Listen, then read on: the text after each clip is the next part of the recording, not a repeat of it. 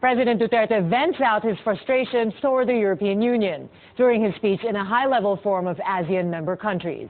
The president is still referring to pronouncements made by the Progressive Alliance, a small delegation of European socialists which called for an end to the killings in his drug war. Speaking before leaders of ASEAN nations, Mr. Duterte told the Union not to impose on the Philippines and derogate on its sovereignty. In what appears to be a sarcastic tone, he even dared the Westerners to solve the country's drug problem if it thinks it can do a better job at it. Here's the president in his own words.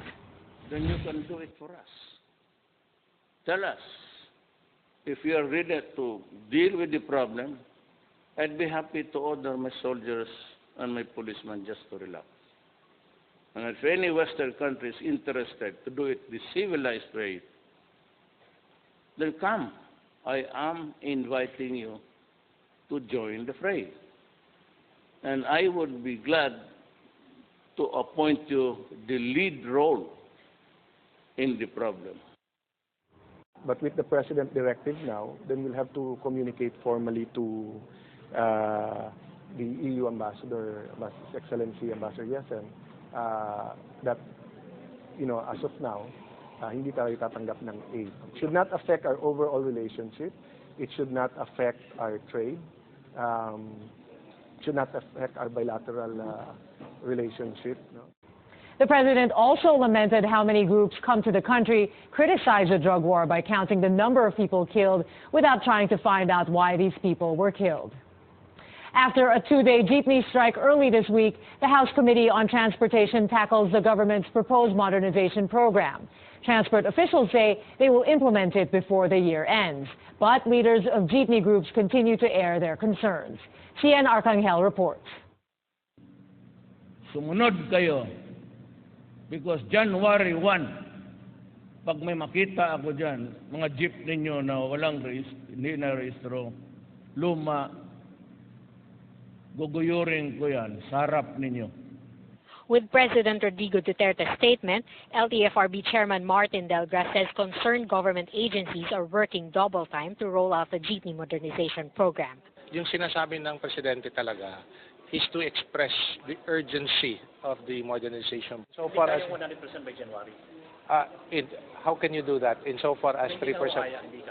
It's a work in progress po, insofar as the modernization program is concerned. Before this year ends, Delga says the LTFRB will implement the jeepney modernization program in 2 cities and 1 municipality in Metro Manila, Taguig, a portion of Pasay going to the SM Mall of Asia, and Pateros.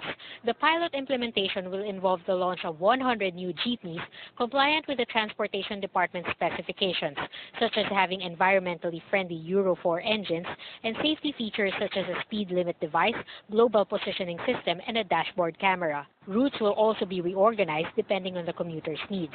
But even with assurances from government officials of financial assistance and of bigger earnings driving these new jeeps, drivers and operators are worried that the modernization program will bring them into debt or put them out of business. The new jeeps will cost at least 1.3 million pesos each, and government banks can lend the bulk of the payment to drivers, but at a 6% interest. Ang winawasiwas ng DOTR na Omnibus Franchising Guideline ay hindi modernisasyon, kundi isang skema para makabenta ng sasakyan ng malalaking dayuhang korporasyon. Layunin lamang nitong pilitin kaming bumili ng mga bagong unit na hindi namin kayang bayaran. Kung nagpunta kami sa bangko, kausap namin, ay bibigay sa amin percentage 6% o 8%. Sana 3% man lang kung gusto kaming tulungan ng gobyerno. As the implementation of the jeepney modernization program starts, Delga says the LTFRB will continue dialogue with transport groups, but it is adamant that the old jeeps be scrapped once the new public utility vehicles are on the road. CN Arcangel, CNN Philippines. Another huge blow against remaining Maute terrorists inside Marawi City. The military says it killed more than a dozen fighters in an encounter. It's verifying reports that among those who died is Malaysian terrorist Mahmoud Ahmad. Our George Cahiles takes us inside Marawi. Icarus, an officer who was part of the operation to get terrorist leaders on Monday, tells CNN Philippines that one of the persons who tried to flee was Mahmoud Ahmad, the Malaysian national who allegedly financed the siege and the point person of ISIS recruitment in Southeast Asia. Isnilon Hapilon and Omar Maute died in those operations, and this video shows the retrieval of the bodies in the encounter site on Monday. Nung pinagtipan namin, sir, tumakbo, sir. Lahat, mga 15. Una kasi, sir, 11 to 15 persons. Tao, sir. May iniwala ako, sir, nandun yung doktor na Mahmoud. Kasi matangkad, may dalang bata. The military on Thursday says Mahmoud Ahmad could be among the 13 Maute fighters killed during the overnight operations. The validation process is still ongoing. Once we retrieve the bodies of itong 13 na namatay, they will go through a process at ang SOCO po, our forensic experts will be the one to determine the identity of all of these cadavers. Bronner says 2 civilians were rescued during the operations, and they say the Malaysian terrorist leader was among those killed and buried. There was a belief na nandun po siya among the fighters, remaining fighters, at it was also revealed by the hostages who were rescued last night. After killing 13 fighters, the military refused to give details as to how many stragglers remain in their less than 1 hectare defense position. Authorities add, after Marawi's declaration of liberation on Tuesday, they are no longer setting targets to finish the last remaining Maute fighters, but they promise it will happen soon. From Marawi City, George Cahiles, CNN Philippines. The cleanup of select barangays in Marawi begins, but the return of residents may take a little while longer. Our senior correspondent David Santos tells us more about this development. The Army summoned select officials from Marawi's 96 barangays to make this announcement. Ang pinaka-target po natin sa 9 barangays na nauna is October 25. Makabalik na sila. Earlier than that, kung kaya natin, gagawin natin. But the journey back home to a devastated land will be painful and difficult. The more than 300,000 displaced civilians will return by barangays and by batches. Barangay officials will need to come up with a list of their constituents and might even have to hand out identification cards. Those not in the list will not be allowed to return. Kaya nga in-emphasize ko kanina, even those na nakikiusap na kamag-anak nila na may bahay doon sa Warsaw, huwag na muna natin i-entertain. So it's not profiling, it's not segregation, discrimination, maybe, but we feel that way because hinahanap pa rin, tinutugis pa rin, and of course, tutulong kami. Behind me is Baloy Bridge. Residents here call it the Mapandi Bridge. It is one of the 3 main bridges here in Marawi that separates the battle zone from the rest of the city. Now, communities in this area are among the first to be cleared to pave the way for the eventual return of the civilians. Authorities give village officials and their volunteers go signal to go back to their communities. Ano nararamdaman nyo, sir, na after 5 months, almost 5 months, makakabalik na rin? Lungkot. At saka galit doon sa mga terorista. Kaya nagkagulo ito dahil sa kanila eh. There are stages in preparations for the civilians' return, including the cleanup of communities and padlocking of abandoned homes. Authorities are calling on soldiers and village officials to be cautious so that they will not be accused of looting by residents, especially in houses that were ransacked by terrorists during the war. Huwag po nating sisihin yung sundalo o pulis. Kayo lang naman yung manandyan. Sino ba naman yung magnanakaw pa? Pasalamat tayo, buo pa yung bahay natin. Barangay halls, schools, mosques, and health centers will need to be repaired, while power and water supply need to be restored. There's no denying how the close to half a year-long fighting brought massive devastation to Marawi. And in the middle of chaos, the country's colors fluttering over a row of bullet-ridden and heavily damaged buildings, giving hope to a city that lays in ruins. Kung anong utos ng military, yun ang talagang masusunod namin. Importante pagkakaisa, magtulong-tulungan. In Marawi City, David Santos, CNN Philippines. This Indigenous Peoples Month, we take inspiration from the grit, passion, and determination of a Lumad soldier in Agusan del Sur. We look at how he's serving the nation and working to preserve his tribe's culture. Staff Sergeant Narding Pascual has been serving in the Army for almost 2 decades. He's from the Banwaon tribe, a native or Lumad from Caraga. Pascual is trying to preserve their ethnic culture, fighting for the rights of his tribe in the remote wilderness of San Luis, Agusan del Sur. Pascual says there's more to defeating the enemy in battle. Working in the army is also about serving the community. Pascual leads the paramilitary unit in his tribe, which is pushing for peace and sustainable development. He believes in nonviolent struggle, with education as key to achieving progress. Kunan natin ng paraan na may angat naman yung pamumuhay at saka yung sa estado ng edukasyon. Pascual says lack of education is the root of poverty and the insurgency problem. Sana mabigyan ng pagkakataon ng gobyerno ay lahat kayong mga maliblib na lugar mapuntahan at mabigyan din ng pansin na din yung mga kabataan doon. Kasi yung mga kabataan kasi yun ang madaling ma-recruit. Pascual has led operations against the New People's Army, particularly those under the Guerrilla Front Committee 88, considered the biggest armed formation in the country.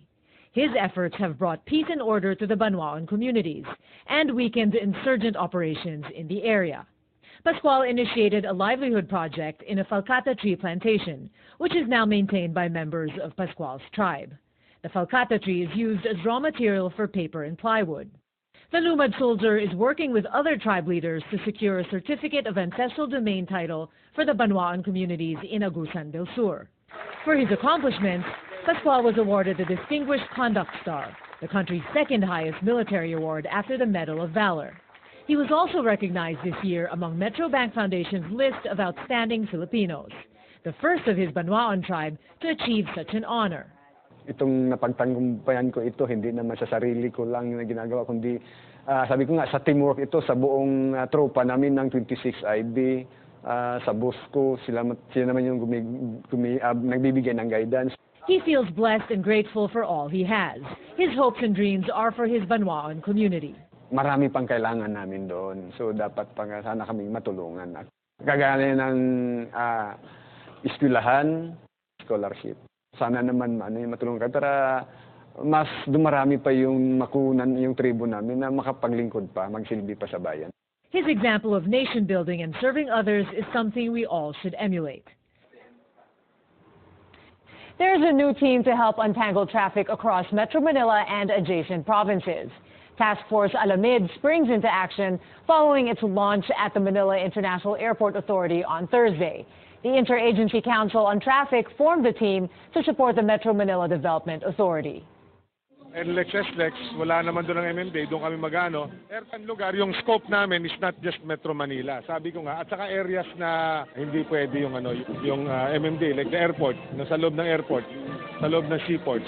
And then we can coordinate as well with the movement of yung mga arrivals at saka yung mga pallets. The task force is cracking down on colorum vans. It's also on the hunt for illegally parked vehicles and other traffic violators. The team is composed of 300 employees of the Transportation Department, MMDA, PNP Highway Patrol Group, and other government agencies. Aside from forming Task Force Alamid to help manage traffic, authorities are tapping motorcycle riders to help instill discipline among fellow motorists. Ivy Saunar reports. Motorcycle riders will soon assist the Philippine National Police Highway Patrol Group. They will be tapped as road safety marshals. The motorcycle riders who volunteer as road safety marshals will be given authority to report security concerns, including crimes on the road, and remind fellow riders to observe traffic laws. Hindi na kayo sisitahin namin, pero kayo na po yung kasama namin sa pagsisita. You will be the force multiplier that shall be the ambassadors of road safety. Pupulayin mo lang sa maayos na paraan na sumayos ka, yung medyo kurtis lang ang dating. A volunteer road marshal on motorbike needs to undergo training with the PNP's Highway Patrol Group on traffic laws and road courtesy. Motorists can easily identify the road marshals. They will wear standard protective helmets and orange or yellow-green traffic vests with the markings Road Safety Marshal. Volunteers should be role models, though, and adhere to traffic laws, including the Anti-Distracted Driving Act and the Law on Child Motorcycle Safety. With this partnership, the police looks forward to enhance road security and road courtesy among motorists. Gusto po namin, the vision of the director is that the Philippines, not only Metro Manila, but all roads in the country should be a zone of discipline. Zone of discipline po yan. Zero tolerance for traffic violations. Motorcycle riders' organizations support the program. We welcome it, we support it, as long as the parameters are set properly, the rules and regulations are set in stone, there's no room for abuse, and of course, on the part of the riders, they have to be trained properly. Ivy Saunar, CNN Philippines.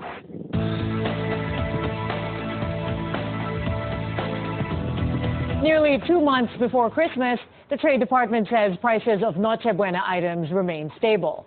These include pasta, sauce, bread, and ham. The announcement comes in the wake of reports of price adjustments on some ham and cheese products. The Trade Department says a number of manufacturers are guaranteeing enough supply and stable prices during the holidays. Boracay is on track to hit its tourist arrival target this year. The Tourist Department says the number of visitors in the world-famous island resort reached more than 1.5 million in January to September. That's just 500,000 shy of the 2 million tourist arrival target. Chinese topped the number of visitors with over 275,000, followed by Koreans and Taiwanese. They all make up 72% of total foreign visitors in the island. Top stories from around the world. U.S. Secretary of State Rex Tillerson rebukes China for subverting the global order. Tillerson says China is undermining the sovereignty of its neighbors with what he calls predatory economic policies. He says China's provocative actions in the disputed South China Sea directly challenge international law. While the U.S. wants a constructive relationship with China, Tillerson adds the U.S. will not shrink to China's challenges that puts the U.S. and its allies at a disadvantage. Tillerson's statement comes after Chinese President Xi Jinping declared that China should, quote, take center stage in the world. North Korea is seen as a bigger threat than ever. Now, a South Korean opposition leader is calling for nuclear weapons to guarantee peace on the peninsula. Hong Jun-pyo says Seoul can only negotiate with Pyongyang on equal footing by deploying tactical weapons of its own. Hong lost the presidency to Moon Jae-in in May. He's opposing Mr. Moon's outright dismissal of the nuclear option. Hong will travel to Washington next week to press his case to U.S. lawmakers. And a month since a devastating hurricane hit Puerto Rico, the U.S. territory still remains in shambles. 80% of the island is still without power, and a third remains without clean water or plumbing. As the death toll continues to climb, a health crisis looms over 3.4 million Americans. A doctor on the ground described the current state as, quote, post-apocalyptic. Binibining Pilipinas 2017 title holders want to raise awareness on the human immunodeficiency virus and stop the spread of AIDS in the country. The beauty queens team up with advocacy The Red Whistle for a new campaign. In their photograph, they pose side by side in red cloth. The tagline reads, quote, we can end AIDS together. The group also posted on Twitter a series of headshots of the beauty queens. Each one has a message of how everyone can help stop the spread of AIDS. Actress Bangs Garcia is showing off her big baby bump online in a bikini, but not without also posting a photo of her pre-pregnancy bikini body side by side with a photo of her now in her third trimester. The 30-year-old actress ends her post by saying, quote, can't wait to meet my baby Amelia in less than 2 months, unquote. Check out this epic meeting. The country's oldest iconic tattoo artist finally gets her wish to see award-winning actor Coco Martin up close. Apo Wangod Ogay was flown by a helicopter from the province of Kalinga in the Cordilleras to Manila Wednesday. Kalinga is a 10-hour drive north of Manila. You're seeing photos of the 100-year-old Wangod, who was all smiles when she met Martin. Wangod was accompanied by her nephew and grandniece. Many local and international tourists travel all the way to Kalinga to have Wangod give them traditional tattoos. Wangod has been performing the ancient art of hand-tap tattooing since she was 15. Pwede na sana magpiyansa si Baron Geister para sa mga reklamong unjust vexation at alarming skandal na nagugat sa panggugulo umano niya sa isang resto bar sa Quezon City. Pero nadiskubre may standing arrest warrant para sa kanya sa Cebu. Ayon sa aktor, nahuli sa naninigarilyo sa banyo ng aeroplano noong nakaraang taon. Na-detain daw siya ng higit 2 oras, pero pinakawalan din matapos makausap ang pamunuan ng airlines at pumirma sa kasunduan na hindi na siya uulit. Pero dahil dyan, hindi pa rin siya nakalaya ngayong araw. after nun, parang nagtawanan pa kami. Okay na lahat, na-settle na namin. Kaya ako nagulat na, ano nung nangyari? So, I really believe it's another misunderstanding or yung mga taong hindi nakakaalam, tapos siguro nakita nila yung paper na yon. SOP po ng bawat istasyon yan, ng kapulisan, pag may mga nare-release pong mga detained prisoner natin, automatic po yun, bine-verify po natin sa e-warrant kung yung case, kung may standing ba siya o wala. Tig 2,000 piso ang piyansa para sa reklamong unjust vexation at alarming scandal. 6,000 piso naman para sa reklamo sa kanyang Cebu. Kanina, binisita ang 35 anyos na aktor ng kanyang nobya, pero hindi raw niya kinukonsenti ang mga ginawang pagkakamali na aktor. Feeling ko kasi hindi na mag-work ng pag-aalis, lalo na nandun siya sa down state na. So ngayon, pinapakalma ko siya. Sinusubukan naman din daw magbago ng controversial na aktor.